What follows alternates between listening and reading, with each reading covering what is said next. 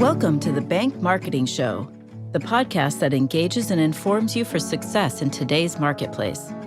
It's the show that will make you a better marketer with trends, tactics, and inspiration from experts and industry leaders. If you're wanting to impact your personal success and position your bank as the best choice in your market, you're in the right place. Now let's dive into today's show with your hosts, Chris and Dan. Hello, welcome everyone to another episode of the Bank Marketing Show. We're excited about what we've got in store for you today.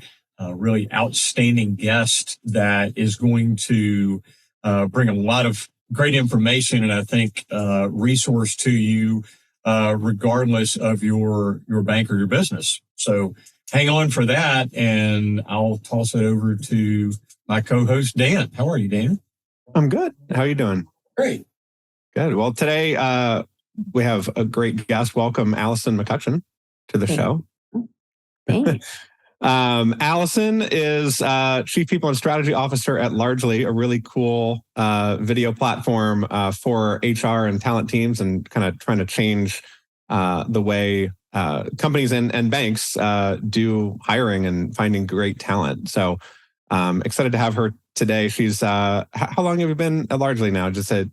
It's relatively just a year, over a year. Yep. Over a year. And prior to that, you've spent lots of years in HR leadership. You ran talent acquisition at Anheuser-Busch.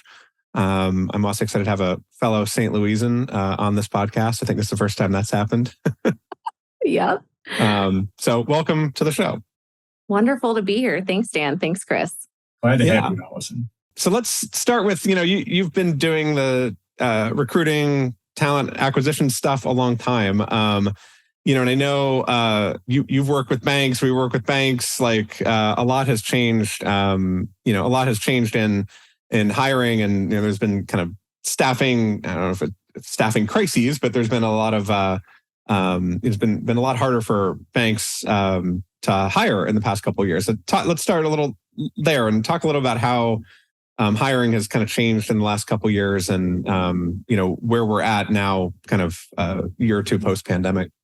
Yeah, so I think it's different on which side you're on, right? So if you're on the candidate side, or if you're on the banking or the hiring manager side, it's changed for both parties, and that's a really important difference. So I think for all of us who have roles that we need to fill, kind of what we've experienced is kind of this feast or famine. So, there are times, and it's all cyclical, and we know that that's how the world works, but we'll have these peaks and valleys. And obviously the pandemic has affected every aspect of everyone's life. And certainly it affected a variety of different industries, different ways on the hiring front as well, right? We've all seen help wanted signs up at various, quick serve restaurants and that type of thing. So I can imagine that for, positions within the banks, the tellers, et cetera, those more customer focused roles, that those have been incredibly difficult. Whereas, a couple of years ago, you had a lot more people coming in the door with interest. You were saying something before we hit record here about, the number of people looking for work versus the number of roles that are out there. Talk a little about, I love that stat you mentioned, but I'll let you have the glory of it. But talk a little about that and like what that means for a bank, like going out and looking for people. Well, I think it's really interesting, right? Because we all, hear in the news that there are all sorts of layoffs going on, and big layoffs in tech. And then it creates kind of this emotion and this feeling of worry for everyone. But when you really look across our country, over half of the roles, that exist are hourly jobs. So they're everything from, a dishwasher to someone in hospitality, to a warehouse worker. Those types of roles are incredibly prevalent, and there are a ton of them open. I think we have something like either 1.6, 1.8 people available per job. So if you do the math on that, there are a lot of open roles, not enough people for those roles, which means competition is really, really tight. And then what we're seeing also from a generational standpoint is the expectations of the employee are very different than they've been before, right? We all want to do something with meaning and purpose. And that's not new, but certainly I was speaking with a friend earlier today and she said this, and I thought it was just brilliant that, the generations that are now seeking employment have learned from those of us that have come before and now have a different view of what they're willing to accept and what they're not willing to accept. And that sense of purpose is so critical for people joining the workforce. And it's been really, really impactful on hiring and being able to bring talent in the door. Well, so Allison, how does that begin to translate then for a company or a bank? And what start to kind of put some meat on the bone about how do they attract? It's not just throwing a job out there on LinkedIn and waiting for, people to kick in the door and this having to choose from nothing but talented applicants. That's not the case. So what does that look like, and kind of take us into that world a little bit? Absolutely. So in my previous role, when I was leading talent for AB for North America, we took the recruitment team through a bit of a transition. So what you just described, Chris, is the post and pray approach. You post the job and you pray that the right candidate is out there and they happen to see your job, they apply, they go through your process, and then they accept the offer, and then they start. And then, of course, they stay forever, right? As long as they're performing. And that is a wonderful, wonderful dream.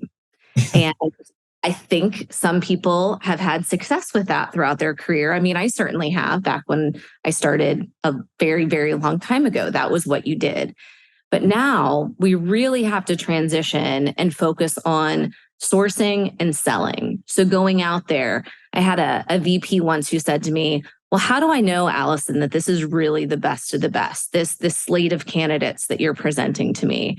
And I thought about it and I thought, well, because these candidates are amazing, we've put them through our process and we know, but he had a really solid point. We didn't go out to find the best of the best. Those were the best of the candidates who had applied already. So I think that there is, a different kind of, there's a shift. And then depending for a bank on how they're staffed, if you're really small, perhaps you don't have a recruiter on site on staff, right? And so you've got an HR professional who is wearing multiple hats, and they're doing it, or maybe you've got a member of your leadership team that's doing the recruitment. And so when you start researching, you see all sorts of things like employer brand and talent marketing and culture and what awards do we have that we can put out there, and it can get really, really overwhelming. But what's really, really important is thinking about your organization and what is your reputation in the marketplace. When someone says your name, do they think, I can't stand those people, they're rude to me every time I come in? Or, oh, I heard about Sally's time when she was working over there with Jim and said Jim was really not a delight. These things happen. These stories get told, especially in smaller communities. And so really your reputation and your culture is really, really critical. So what I encourage people to do to start is think about your networks. Think about the people that you know. The people you know other people. Mm-hmm. And so how can you start talking about the opportunities within your organization with folks you know and trust, and getting them to kind of get the message out, get the word out as well, and then begin your process from there. In addition to the posting, right? And posting on the right types of sites, whether it's, the big ones, the LinkedIn's and the Indeeds of the world, or, maybe there's different banking boards that are more appropriate for your region or area. Yeah, and I think with banking jobs, too, it's like banks have a similar set of jobs to other banks, right? If you're looking for a bank job, you generally know probably what a teller is. Mm-hmm. Right. So the differentiator in those postings, is not the 10 bullets of job description. Like that's the part people are probably skimming through, right? It's all that branding stuff at the beginning. It's what they see when they go to your website. It's what they see when they, somebody talks about them. Well, and more often than not, they're not actually reading the job description. So if you're talking about an entry-level role, most likely they're spending 5 to 10 seconds looking at some general bullets and what's important to them, which is usually pay and benefits. This is not volunteer work. This is actual work, and people are really interested in what that exchange is going to be for them. So being really, really honest in your job description is important. I think you make an amazing point. A teller is a teller is a teller for the most part, right? With a couple of different shifts. So how can you think of that job description as a way to advertise the role and entice someone versus the legal document, which you absolutely need to have, but you can have a job description that your HR team uses, and then you can have an advertisement that might have a little bit more enticing language to attract a talented candidate. I think it's also important, though, to think about the jobs that you have within your organization, because there are varying levels and degrees.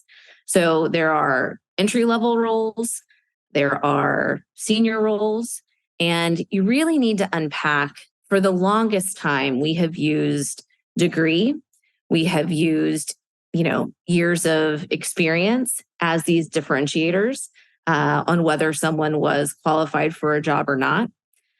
But it's really time to get creative and think about, okay, do I really need someone with 3 years of experience here?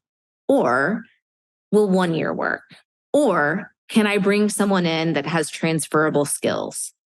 Transferable skills are absolutely critical for any organization. It's the way that we need to be thinking now, because a lot of people are looking to do different things. They're looking to grow. They're looking to kind of expand and find meaning and purpose within their work. And I can tell the community bank story, all day long. The impact that small banks, community banks have is it's really, really important, to the economic viability of a region. And I can't think of anything more purposeful than helping to build a community. And think about, you've got maybe your small business loans, you're part of that community, you're watching people that or people, relatives, what have you, succeed and help build that community. I mean, talk about purpose, right? So those are really important stories to tell, but think about getting creative with the people that you're willing to hire and their skill sets and their abilities. Allison, you mentioned culture. Mm-hmm. Well, first of all, a comment. One of the best hires that I have ever made in all of my years as a business owner and entrepreneur, and that's stacking up. It's a lot of years. Was someone who had never worked specifically in the industry in which I hired this person for, but had the right composition and transferable skills that you mentioned, and was just phenomenal. So it's like, I can teach you the minutia of the job skill sets that you need to know. And in our world, yes, we can teach you more about compliance. We can teach you, right? All of those things, not necessarily only hiring from others that have a banking background all the time. So I think you make some great points there. I used to make enemies of other HR professionals because I would never encourage anyone to get a degree in HR. I always encourage them to go for general business or finance, because if you can understand how the business operates, you're in a better position with which to advise and support and, help with that aspect of the business. I'm a big believer in that. I love that. Yeah. And you also mentioned culture, and I wanted to get you to go there deeper and further, because I like the picture that you painted, because if it's an attractive business group of people, then that's one thing, as opposed to, oh yeah, I know Bob works over there and either he's a drip or, his boss is a mean lady or whatever the case may be. So, what is that around the culture, and how much does it matter, and how do we put it out there? How do we tell that story? Mhm.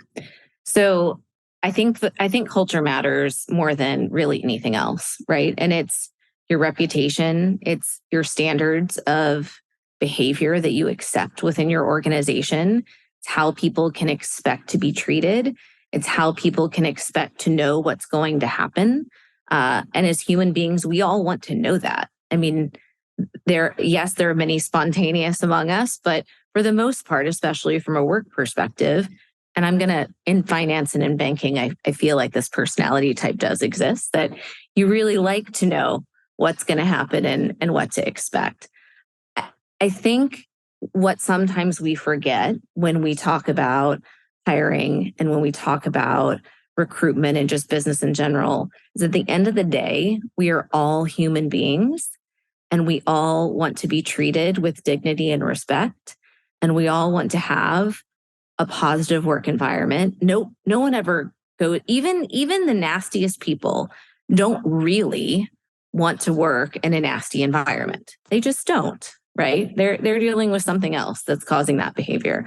So I think that the best way to really think about your culture is really look around and evaluate what are the things that we do. What are the stories that we have to tell? Do we have Tina, who's been with us for 30 years and has been able, to do XYZ, which she's always wanted to do? Let's tell Tina's story. Do we have someone maybe without a banking background at all? We looked at someone with transferable skills and they've been successful with our organization. Tell those stories, because most people have lost a lot of faith in institutions. And so having an institution on their website or in their job ad talk about how great they are, that's what everyone is expecting. No one's expecting, to get a balanced review on your website. So you really do need to pull out those personable, emotional moments that will allow people to connect and really understand what your culture is. And if you don't know, you should ask the people who make it. And that's you and your employees. Because sometimes you think you have one culture, but you really have another. And the worst thing that can happen is you or your recruitment team is talking about this culture. And then 3 months down the road, the people that they've hired are out the door because they experienced a different one. And then you've lost a lot of time and a lot of money, and you've got to start it all over again. So it's incredibly wasteful. Well, I think too, on that point, the flip side is also interesting of like, if you hire somebody that doesn't fit the culture, right? If that person doesn't turn out, that's, can be a huge detriment. You've been talking about getting culture, kind of pushing your culture out in a sense, right? Like making sure applicants and the community know about it. But, what about the opposite of, making sure that somebody's a fit for your bank's culture? Ooh, so I think cultural fit is really, really interesting, because I think you've got to be really transparent. And I think that sometimes what happens in the hiring process is we forget that both parties get to make decisions. So it's important to, like, you can think about it kind of like dating, right? You got to show your true colors. You got to go through that interview process. You got to tell them who you are, and then they get to decide whether they want to continue. And same for you. So hiring teams get to decide if they want to continue to interview or potentially extend an offer to someone. But that individual is making an evaluation as well. And so I think, being incredibly transparent, and then also really recognizing and understanding what your culture is, and then talking about it. Don't make any assumptions. I'm a strong believer in going through and I've used a ton of different assessments in my past, and I think that they have a place. But that also depends on your organization, the size of your organization, and how valuable a role that they can actually play. But I think you make a valid point. You've got to be honest about who you are, and then you've got to really try that's what an interview is you're trying to get information from the other person so you can make that determination. There's no magic bullet there, right? On fit. There really isn't. Yeah. It's So honesty. you're not only filtering by their Enneagram number and all the other ones get tossed in the trash can. I mean, It's not the only determining factor. it's so strange. So strange. Used to be. Yeah. You've got 3 years experience and that's what the job rec says. So you're hired. That's right. That's right. Yeah. Yeah. Well, and Allison, those of us that have hired over the years, we also know how painful it is too when you have to really go through the entire process. And we always hear, hire slow, fire quick, or some variation of that. And it is when it's, gosh, I've got to get somebody in this role. We're drowning, and it's so tempting to make the first hire that's okay. They're okay. They'll be okay. And, am I willing to accept, and are our listeners today, our banks willing to accept an okay fit, or do they hold out for the right one? Maybe it's the first one that they interview, but maybe it's well down the road. So, and I know a lot of your processes that you guys have worked on over the years help to kind of peel back that onion a bit more. I encourage anyone listening who has any authority in the hiring process to go secret shop their own process. Go apply for a job at your own organization so you can see what that experience looks like. I agree that it's very important to be thoughtful and mindful about who you're going to hire, assessing for fit, making a determination, and making a decision. But in today's competitive environment, unless we're talking about a very senior role where there's some expectation for a little bit more kind of vetting, if you will, speed is a key competitive advantage in the recruitment process because candidates have so many options. And so really understanding your market is important because that's the other thing is we can't paint a broad brush for everyone who's listening, right? Everyone's in a different region. They're in a different market. The hiring landscape might look a little bit different. And so my famous HR answer after doing this for 20 years is it depends, right? It's the same thing your attorney always tells you. It depends because it depends on a variety of factors and what your particular situation is. But I agree. I think that every time that I've made a quick hire and tried to press the easy button, it bit me. And I think that understanding that the impact of that new hire is not just on you and is not just on the work getting accomplished, but it's going to be that person is going to have an impact on all of their coworkers and the broader organization and culture, right? Everyone you bring is going to add to the culture because the culture is not the awards you've won. The culture is the people and how they behave and how they act and how they treat one another. And their guiding, values and how you make decisions. All of that comes together. It's interesting. I'm just thinking about if you're a top, if you're a top candidate, right? You probably know you're a top candidate. You probably know you're in a good place for the roles you're applying to. You're not just applying to one, universal banker role or one teller role. You're applying to all of them in your area, right? Or you're doing some kind of vetting on your own, but or someone's telling you. Yeah. Yeah. But if your process is not up to par, whatever that process looks like, it's that candidate's going to see that because they're seeing the processes of other institutions at the same time.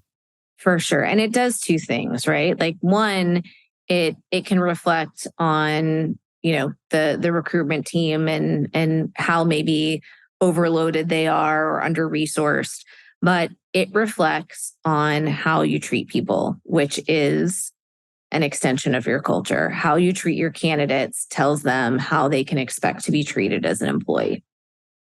And if we are, one of the things largely that we try to do is help bring that human connection and that human experience back to what has turned into a very highly automated, recruitment landscape. The name of the game for so long has been, on the recruitment side, has been efficiency, technology. Let me automate everything, which is fantastic. I'm a huge fan of it. But that has to come with the human interaction and connection and the ability to respect the person on the other side and their time. Yeah, I get, I don't know, at least a couple a week LinkedIn messages that are just something to the effect of, we help people realize their dream of franchise ownership. I'm like, okay. Have you ever dreamt of owning your own business? I'm like, I do.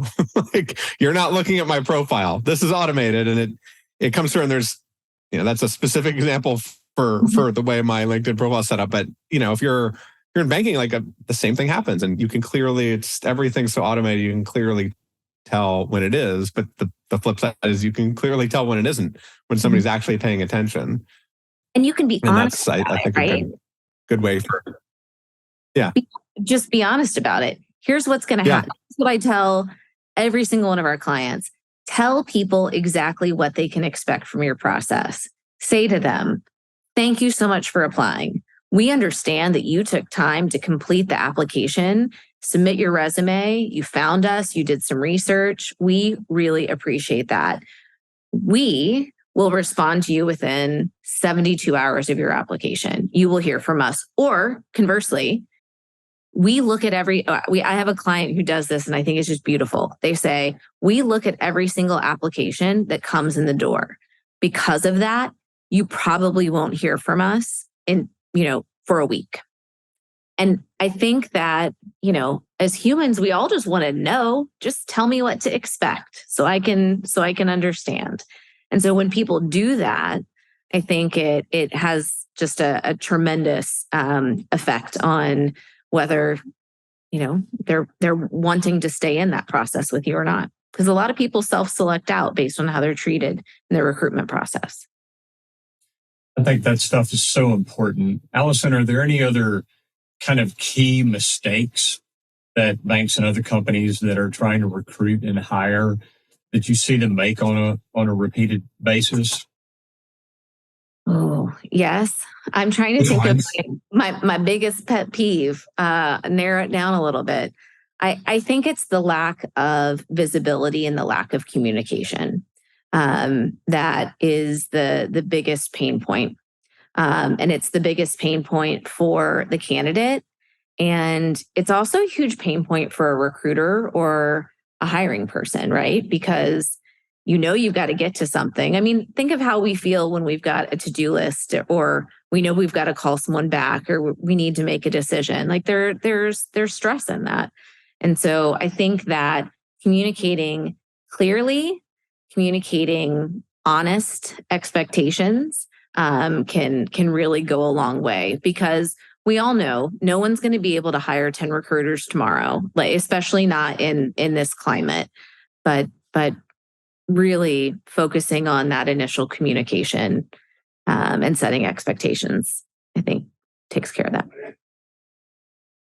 You flip side of that question, kind of what's the biggest thing that companies hiring, any kind of company, banks especially, obviously, need to remember? I mean, we were talking before we hit record about the secret sauce.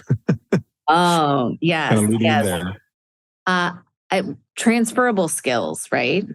And so, the secret sauce is understanding that we're all humans and we all want to be treated with dignity and respect in every single thing that we do. And if you wouldn't treat your customer that way, you should not treat your candidate or your employee that way. It is so simple. There is no silver bullet for hiring. There is no magic. If you do it this way, it will always result in the perfect hire. It just won't. We're humans. As a variable, we are the craziest. So the one thing that you can do to ensure the most success is being really, really mindful of, we're all the same, we're all people, and that dignity and respect to your process. And that is your culture. And I think that can show in every phase of the process. I guess it's kind of one of those old adages of interviewing. For example, it was like, oh, well, Chris came in and interviewed with Allison, and gosh, he was so nervous. Yeah. Well, excuse me, but no, duh.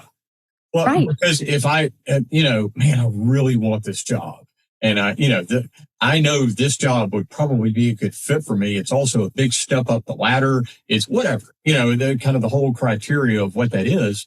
So I think there's really something wrong if Chris is not nervous, so, and I've had, interviewees and candidates come in that just killed it, and they left. And I was kind of like, man, I didn't sense any kind of just a natural human, using your terminology, human level of just a high level of desire for this, or just kind of the drive or the even nervousness that, gosh, I really want to get this right. I consider those to be good things.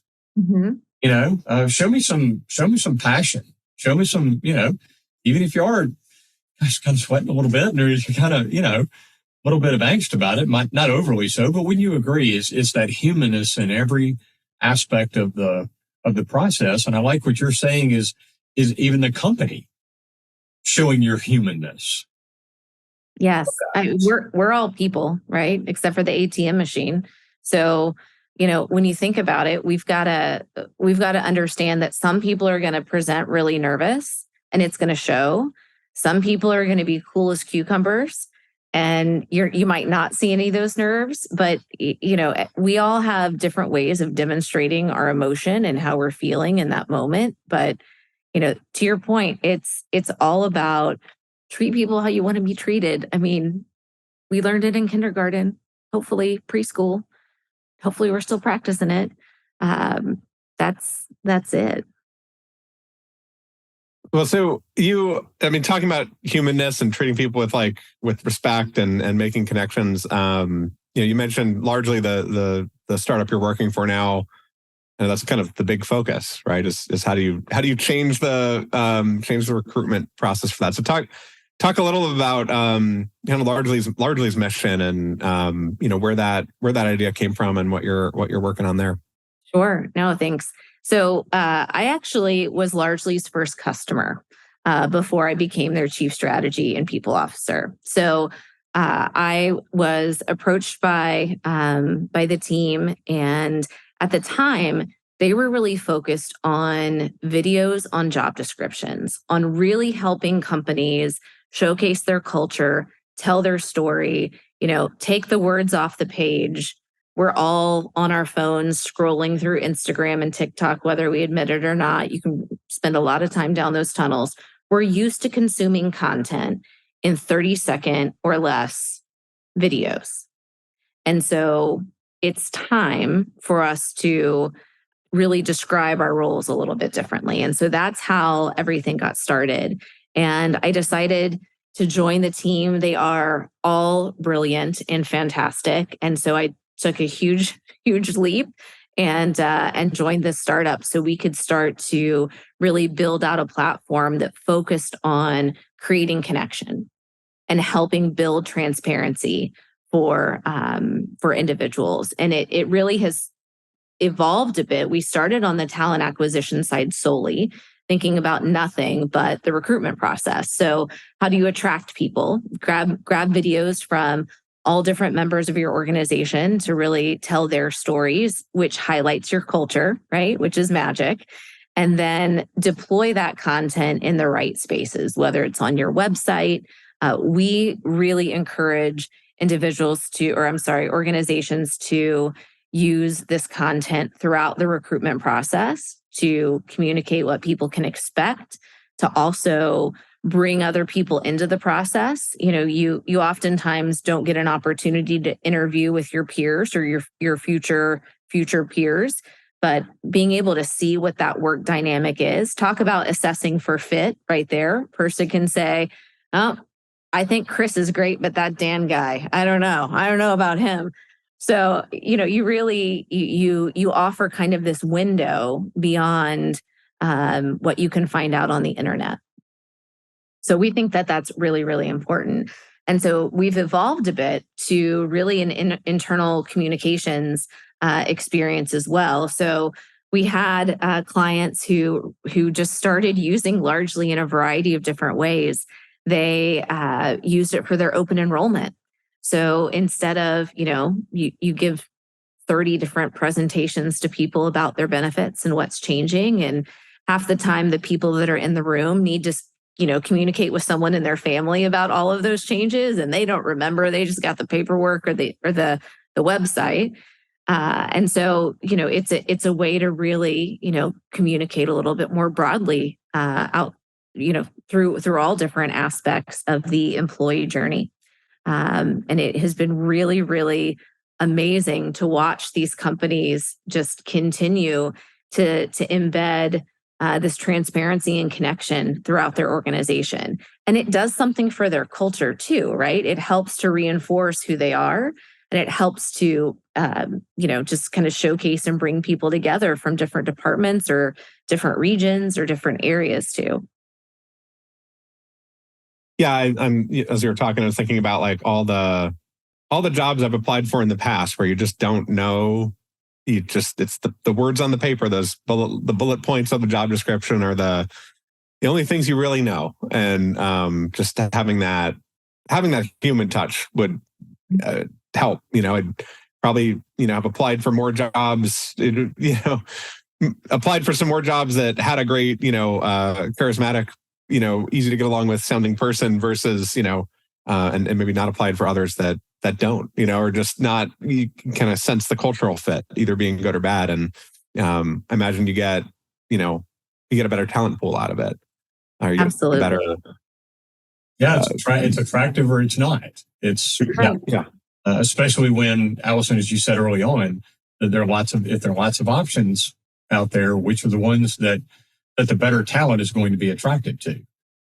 And it is that humanness as the secret sauce, as you mentioned. That makes a lot of sense. Absolutely. Well, cool. Well, this is, man, we've covered a lot. I know the three of us said before we started recording this session, I mean, this is some stuff that we could visit about all day long, because all of our companies are made up of, guess what? Humans. That they are. So maybe we do different things, and maybe our banks are about deposit accounts and loans and, investments and all these other kind of things. But those are carried on by and are about humans. So I love this. And Allison, has been really, really helpful to spend some time and having some insight into your expertise and broad views about this recruiting process. Thank you. Appreciate that very much. Yeah, it's been great. Yeah. And now we get to go to the favorite part, right, Dan? The lightning round. The lightning round. That's right. We've all been, everyone's been waiting to see when we're going to do this, and it's now. That's right. It doesn't get more exciting. I hope Allison is ready. Are you ready? I'm ready. All right. Share a personal best and or a business best. Okay. Well, my personal best, I have two girls. So I'm a single mom of a 12-year-old and a 15-year-old. So please think of me and send all sorts of good energy my way. But being able to, help model for them what they can do, to not be afraid professionally to, go down different paths and try things, learn, fail, try, do again. That has been kind of just the best thing that is, as I reflect on the past couple of years, it's the best right now for me. How about a favorite book or other resource? Ooh, okay. I'm ready. It's The Simple Truth About Your Business: Why Focused and Steady Beats Business at the Speed of Light. It's totally obscure. You've probably never heard of it. Alex Brennan Martin who is from the famous Brennan's family of New Orleans. If you've ever heard of Commander's Palace, that's his family. He has a restaurant in Houston called Brennan's. And he wrote this book back in early, I think 2003, 2004. And I just love that at the focus of how he runs his businesses are his people and empowering them to do all the things that they need to do to create a delightful experience for their guests. They treat their guests like family. And if by chance you have an off experience, what this team does to help make it right is out of this world. And I just love what he has to say. So my obscure read. All right. I love obscure reads. I'll check that one out. Let's see, favorite, most impactful piece of advice you've received? Oh, keep going. Keep going.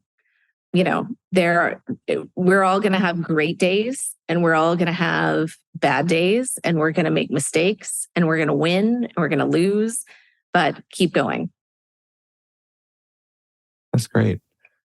And flipping that around, what's a piece of advice you always tell your staff or your clients? So anyone who's ever worked with me has heard my 3 rules, and they're a little maybe aggressive. But the first one is don't lie to me. If you lie to me, it's like the mob. I have a black book. I never forget. My mom knows too, and she doesn't forget either. So like I don't do lying. The other thing is, the second one is there's nothing that you can do that we can't fix together. So if you make a mistake, you have no reason to lie. With what I do, I'm not in a profession that is truly life or death. So anything that we're going to do is 100% fixable. As long as you don't, physically injure someone, we're good. And the third is everything is figure outable. We can do whatever we want. Don't be afraid. We can do it. Let's not be our own limiting factor. So there's nothing you can't do.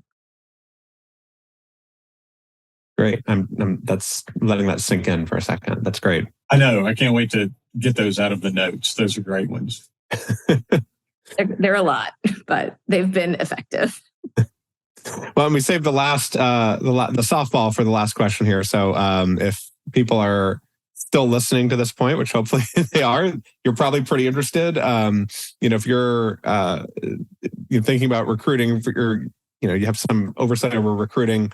How can people get in touch with you? What do you want to share for people to get connected with you? Yeah, absolutely. Well, 2 ways. You can email me at allison@largely.com. That's the best way, or LinkedIn.